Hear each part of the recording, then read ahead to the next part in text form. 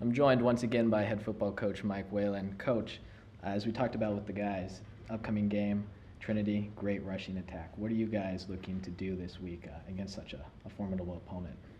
Well, I think our emphasis this week has been to as the guys indicated, is to go out and try to play a full 60 minutes. I think, as well as we've played at times this year, we really haven't put together a full 60 minutes on both sides of the football and special teams. So at this particular point, it's our last opportunity with this football team to try to play a full game for 60 minutes, and that's what it's going to take to beat a quality opponent like Trinity. I mean, they're a talented football team. They have a veteran offensive line, and they have two outstanding running backs. And they've got talent on both sides of the football. They're well coached, and obviously they've got a lot of motivation as they're going for a perfect season. So, it's a great challenge for us, and we look at it as an opportunity to see what we're capable of. And I think our message with the guys is just go out, have fun, and play hard, and see what we can do. Mm-hmm. Yeah, and looking around the rest of the NESCAC this weekend, so another big game, Williams and Amherst. Give us a little preview of what'll be going on out there. Well, the game's at Amherst, and it's for the Little 3 championship. Neither one has any hope for any NESCAC title this year. And Middlebury's sitting at 7-1.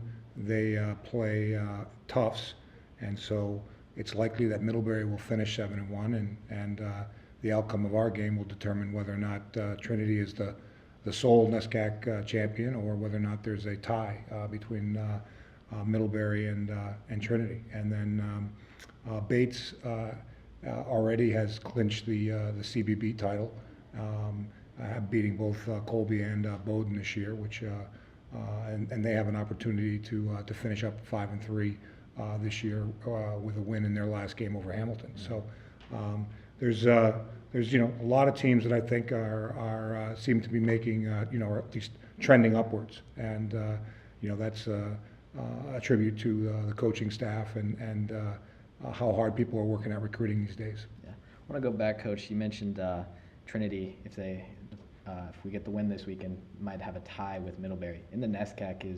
Is there any type of tie-breaking system, or is it no? Just gonna be They just be even though Trinity would have the win over them head to head. Mm-hmm. I believe that they just would be co-champions, and so obviously Middlebury I think is probably going to have one eye on the scoreboard to see what's happening in our game. But I think again for us it's an opportunity. I mean, first and foremost, our number one goal this year was to get 5 wins, and those two guys that you just were talking with, both played integral roles in reestablishing winning tradition here for us back at Wesleyan, and that was a big step for this program. I don't think people out there really understood where we were at when we got here, and I think that our senior class, although it's small, is a really outstanding group of young men who've persevered through some pretty serious adversity, and really bought into what the new regime was selling, and